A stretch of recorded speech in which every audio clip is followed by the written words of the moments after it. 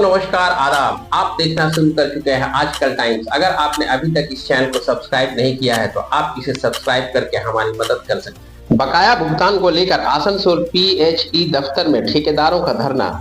आसनसोल स्थित जल जीवन मिशन और चुनावी कार्यों के बकाया भुगतान को लेकर मंगलवार को आसनसोल के सार्वजनिक स्वास्थ्य अभियंत्रण यानी पीएचई विभाग कार्यालय के बाहर कई ठेकेदारों ने जोरदार धरना प्रदर्शन किया। ठेकेदारों का आरोप है कि वर्षों से उनके भुगतान लंबित पड़े हैं। 2022 से अब तक हुए चुनावों के काम का पैसा भी बकाया है। उन्होंने कहा कि पानी संकट के समय शहर में टैंकरों के जरिए पीने का पानी सप्लाई किया गया था, लेकिन उसका भुगतान भी नहीं मिला।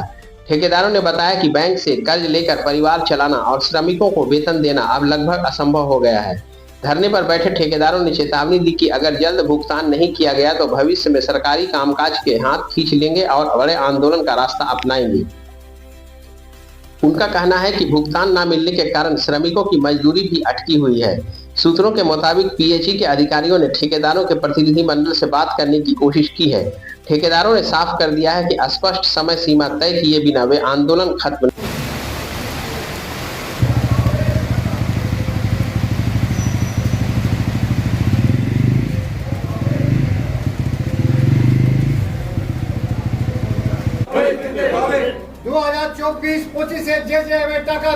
টাকা দিতে হবে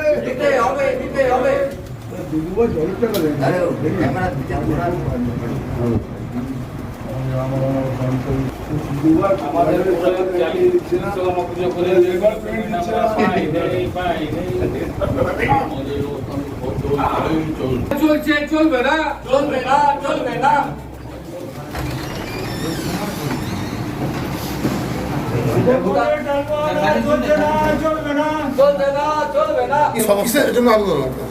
আজকে আমাদের আন্দোলন দীর্ঘদিন ধরে আমরা পিএইচিতে বকেয়া টাকা পাচ্ছি না। 2022 সালের ইলেকশন টাকা, বাই ইলেকশন, 2024-এর পার্লামেন্ট ইলেকশন, পঞ্চায়েত ইলেকশন, তারপর জেজেমের টাকা আমরা ঘরে ঘরে জল দিয়েছি, ঘরে ঘরে ধার করে দেনা করে আমরা অনেকেই মানে কষ্ট সৃষ্ট করে কাজ করে আজকে এই জায়গায় জল চালিয়ে আসতে পেরেছি। প্রায় 80%-এর উপর জল চলেছে, আরও জল চলবে, কিন্তু আমরা কাজ করতে পারছি না এই কারণে যে আমাদের কাছে টাকা পয়সা নেই। আর আমরা একদম খুব অসহায়। এই অসহায়ের জন্যেই আমাদের দায়ী আমাদের উচ্চ কর্তৃপক্ষ যারা আছে তারা দায়ী। আমাদের যে এক্সিকিউটিভ ইঞ্জিনিয়ার আছেন উনি আমাদের খুব সহায়তা করেন এবং করছেন, ওনার কোনো ত্রুটি নেই, কিন্তু উপর মহল ওনারা শুধু টাল বাহানা করছেন। আজকে এই নাটক, কালকে এই দাও, ডিপিআর দাও, পরশু সেই দাও, তারপরে আগামীকালই কালকে আবার কি একটা নাটক করে সারাদিন মিটিং করেই ওনারা কাটিয়ে দিচ্ছেন। আর কোনো বক্তব্য নেই, শুধু বলছে মে মাসে হবে জেজেমের টাকা, জুন মাসেও জেজেমের টাকা, কিন্তু পরিষ্কার করে কেউ বলতে পারছেন না জেজেমের টাকা কবে দেবেন। কিন্তু আজ হাজার হাজার কোটি কোটি টাকা কন্ট্রাক্টররা খরচা করে সেই টাকা আর ফেরত পাচ্ছেন না। তারপর আমাদের জলে গরমকালে জলের ট্যাঙ্কার দিয়ে আমরা সব জায়গায় টাকা দিয়েছি, মানে গাড়ি দিয়েছি, সেই গাড়ি দিয়ে এখনও 2 বছর ধরে কোনো জলের টাকা পাচ্ছি না। পঞ্চায়েত ইলেকশনের টাকা পাচ্ছি না। তারপরে আমরা মেনটেন্যান্সের টাকা যেভাবে দিচ্ছে, আগে যেভাবে দিত ওটা অনেক উপকৃত হতাম আমরা। আজকে এদিক থেকে না হলে ওদিক দিয়ে আমরা কাজ চালিয়ে নিতে পারতাম, কিন্তু এখন যেভাবে টাকা পয়সা দেওয়ার সিস্টেম চালু হয়েছে এটা আমাদের সাহেবের পক্ষে অফিস চালানো খুবই অসম্ভব হয়ে যাচ্ছে। যেন সাহেব দায়িত্ব নিয়ে সব কাজ করান, আমাদের সাহেব যেটা বলেন আমরা করার চেষ্টা করি, যতটা পারি চেষ্টা করি, কিন্তু সেই সাহেব যদি টাকা পয়সার এটাই সাহেবের হাত থেকে এইভাবে নিয়ে নেওয়া হয় সেটা আমরা কোনোদিন মানছি না, মানবো না। আচ্ছা, যদি অবিলম্বে আপনারা টাকা না পান কী করবেন সেটা আমরা চিন্তা ভাবনা করছি, এবং আমাদের আরও যারা ওয়েস্ট বেঙ্গলের যারা অ্যাসোসিয়েশনে আছেন, all West Bengal PHE contractor association, ওরা যেভাবে বলবেন আমরা দরকার হলে কোর্ট পর্যন্ত আমরা যেতে প্রস্তুত আছি। কিন্তু আমাদের দয়া করে টাকাটা দিয়ে আমাদের ঘরের ছেলে মেয়েরা কিংবা আমাদের কাজকর্ম যাতে আগে নিয়ে যেতে পারি, সেই জন্যে। আপনার নাম? আমার নাম পার্থ ব্যানার্জি। আমাদের আন্দোলন তো নয়, আমাদের রুটি রুজির লড়াই। আন্দোলন বললে ভুল হবে।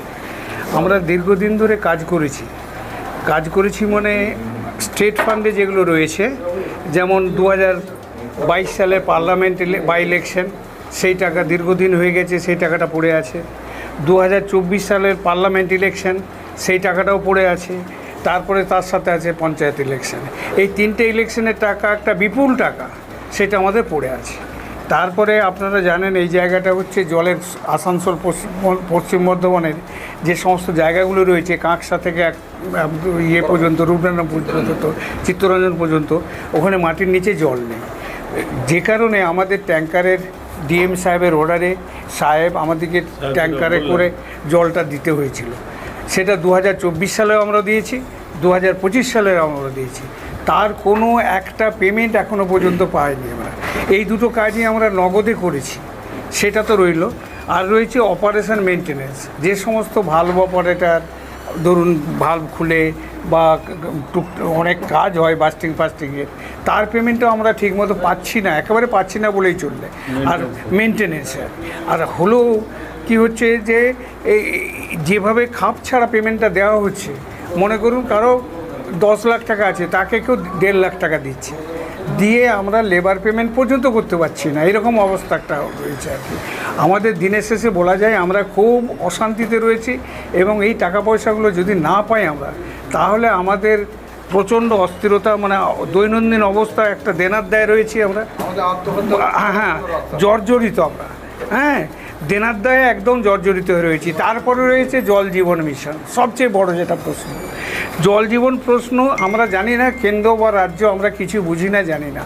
আমাদেরকে অর্ডার করেছে, আমরা কাজ করতে গেছি, কাজ করছি, মানুষের গ্রামে গ্রামে সব রুরাল এলাকায় জলগুলো ফেলেছি, প্রায় ফেলার মানে শেষ মুহূর্তে জায়গায় আমরা রয়েছি। এবং যে সমস্ত একটু আধটু বাকি রয়েছে সেগুলো আমরা চেষ্টা করছি সেগুলো ফেলার জন্য, কিন্তু আমাদের দেওয়ালে পিঠ ঠেকে গেছে। এখন পর্যন্ত গত মানে আগস্ট মাস থেকে আজকে পর্যন্ত কোনো পেমেন্ট নেই। হ্যাঁ, আমাদের দেওয়ালে পিঠ থেকে গেছে, আমাদের পাওনাদাররা এসে ঝামেলা করছে, লেবার যারা কাজ করেছে, লেবার মিস্ত্রি তারা ঝামেলা করছে, হ্যাঁ, ব্যাংক ঝামেলা করছে, যারা ব্যাংক থেকে লোন নিয়েছে তাদের অবস্থা খারাপ, মানে তারা চাচ্ছে আর কি। যে কারণে আমাদের অবস্থা না, দৈনন্দিন অবস্থা আজ দেনার দায় জর্জরিত। কর্তৃপক্ষ কোনো রকম সাড়া দিচ্ছে না। আচ্ছা, এমনি খবর পাওয়া গেল বেশ কয়েকজন কন্ট্রাক্টর আছে যারা দেনার দায়ে প্রায় মানে না খেতে পাওয়ার মতো অবস্থা। না খেতে পাওয়ার মতো প্রায় আপনি ধরে রাখুন 2-4 জন ছাড়া, 2-5 জন ছাড়া সকলেই এইরকম, মানে একদম নিম্ন মধ্যবিত্ত ঘরের ছেলে সব।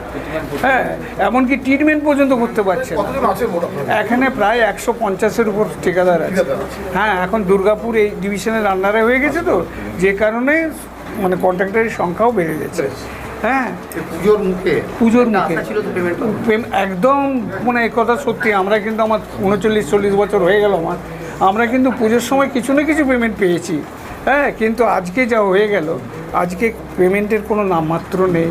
হ্যাঁ, আমরা খুব বড় খারাপ অবস্থার মধ্যে দিয়ে চলছি, বড় সংকটের অবস্থার মধ্যে রয়েছি। আমার নাম হচ্ছে অসিত মল্লিক। হ্যাঁ, না, ব্যাপারটা হচ্ছে আমাদের এখানে সবাই পদাধিকারী, আবার সবাই সদস্য। হ্যাঁ, তো